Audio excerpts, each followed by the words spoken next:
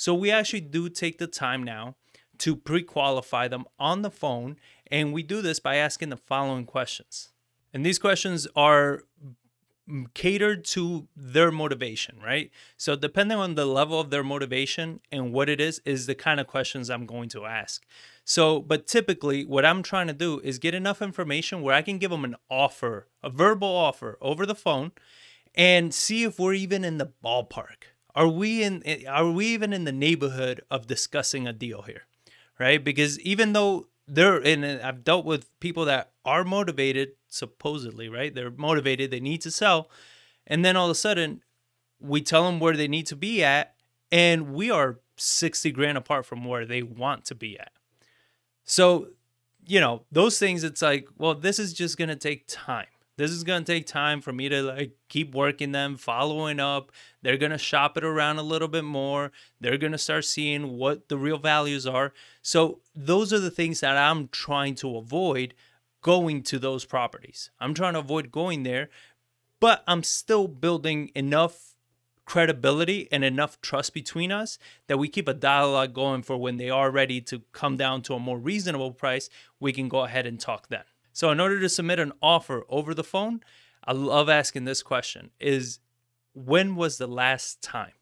So I've said this before in plenty of podcast episodes before, and I'll link some of them below. But when was the last time gives you that opportunity to understand the real quality and conditions of the home. When was the last time you updated your roof? When was the last time you updated the kitchen, the bathrooms, the floor, you painted the house? When was the last time you updated the air conditioning, the water heater? You understand? When you ask these questions, you want to get detailed time frames, and what you're, depending on where you are and what neighborhood you're targeting, anything over 3 years, you're probably going to have to update again. But if you're in a hot market like we're in, anything over 10 years, maybe you're going to have to update. So it all depends. But by you knowing this, by them telling you, well, I haven't done this since I moved in. All right, well, you can simply see when it is that they bought their home. You can see that on any county website. And you can say, okay, it's been at least 10, 15, 20 years since this has happened.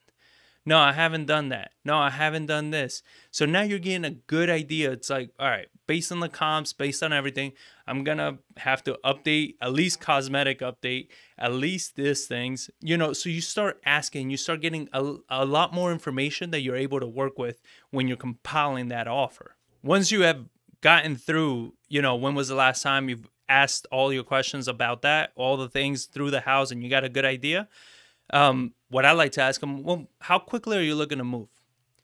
This is another step to determining their level of motivation. If they say, well, honestly, I can move next week. Okay, that's great. Or if they tell me, well, I don't know, I haven't considered it, or maybe I'm thinking in at least, 4 to 6 months, that's going to vary how I'm going to approach it moving forward. Because I'm not going to try to, move too fast and go see the property and everything if they have no real reason to sell right now. And even when they tell me, I'm not looking to sell for another 4 6 months, I poke a little harder. I want you to dig deeper. Remember, with the motivation, 4 6 months, what do you think is going to be different in 4 6 months? Like, what are you waiting for? Are you needing time to find something else? Are you waiting because of a job? Like, what's the reason 4 6 months? Because sometimes they're just say 4 6 months because they're procrastinating. They don't want to deal with it.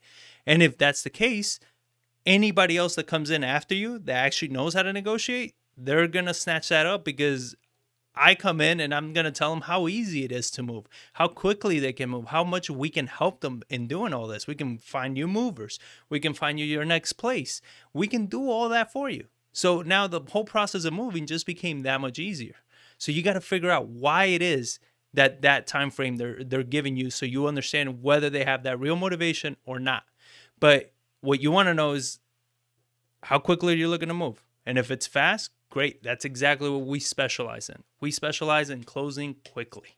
Another question I like asking is, what is that price point that you're looking for that could help you make this decision right away and we can go ahead and move forward? A lot of times they don't know. They have no price point. But we want to get that out. Because there are a lot of times there are a few times that they do have a price in mind. And I've been dealing with a seller recently where she has a price that she wants for her house because she feels that she's put way too much money into this house and she wants something back for it, right? We are literally $100,000 apart. And it's her reality versus my reality, right? So I'm not wasting time though going to see the house and doing all this and everything. It's all over the phone. I'm just working her over the phone because I know her price point. And her price point. I know her pain, and I know my price point. So I need her to come down drastically. I need her to meet me. You understand? So I'm working her little by little. I got a price point. I understand. I'm not going to be wasting my time in person anytime soon because at that drastic of a difference, you're not going to nail it down on the appointment. It's too much of a difference. You understand? It's too big of a spread. You need them to come down. Now, if we were to be within, let's say 10 to 20 grand difference, and I'm talking about, let's say a property under 300 grand. If what I need to be at and what they need to be at is a $10,000, $20,000 difference, I'll make the appointment. Given that the motivation is there, I'll make the appointment because at a $10,000, $20,000 difference, I can negotiate that down. I can see and for myself and see like, is there any other place that I can actually squeeze that out of, the renovations or the repairs or any of these things that I can make a judgment for. But anything over that, it's too much of a spread. I'm not wasting my time going to that property. I don't need to. You understand? We have plenty of deals. We have enough inventory. We're locking up contracts consistently. Like, we're fine. We're doing very well. I don't need to waste my time or my acquisition manager's time going after those projects. And that's pretty much it. I mean, once I know what the conditions of the home is and I know what their motivation is, the time frame they're looking to sell in, I know all these things. I've submitted a verbal offer. We're within the ballpark. Sometimes I don't submit the verbal offer, right? Sometimes if they give me a price that is close to what I would be submitting an offer at, I don't even say it over the phone. I just set up an appointment. I just go ahead. I'm like, because I know that we're close. So it's like, yeah, I think I can make that work. So I'll set the appointment now. Let's go in person. And in person, I can connect with you better. We can walk through the property. We can do a lot. We can build a lot more rapport in person and get that deal locked up. So, but the whole process of this is I want to pre-qualify them. Because if not, you will be wasting a tremendous amount of time going to properties that are never going to amount to anything. There was just no motivation. They had an astronomical figure in their head. They, or maybe it was so retail ready that it's like, why would they come down? So you have all these things that all the time that you're going to be wasting, driving to the property, looking at it, talking to them, wasting all the time, driving back. You're killing so much time of your day that you could be calling, you could be following up with other people, you can be actually pursuing properties that can close. And that's the whole game. That's the whole point of everything that we do is you got to get through the bad ones fast so you can get to all the good ones faster. You understand? So it's volume, it's speed, especially when you're marketing. It's speed. When you're cold calling, everything. You want to move faster. You want to get through all the no's as quickly as possible because there's always a yes. There's always a yes. But if you get through the no's so slowly because you're wasting so much time analyzing these properties, running comps on this one, running comps on that one. I don't run comps unless I know that you're looking to sell quickly. You understand? Because I'm not trying to spend that time running comps on somebody that's like, yeah, I might be looking to sell in 6 months. Okay, well, I'll run comps in 6 months. You understand? I'm not going to run comps right now. I'm not going to waste my time running comps, running all this, doing all this. For what? It's not going anywhere. You understand? So you want to make sure you take the time. But like I said before, if it's a direct mail piece or they came in through our website or it was a referral, then I'm not wasting any time trying to pre-qualify them.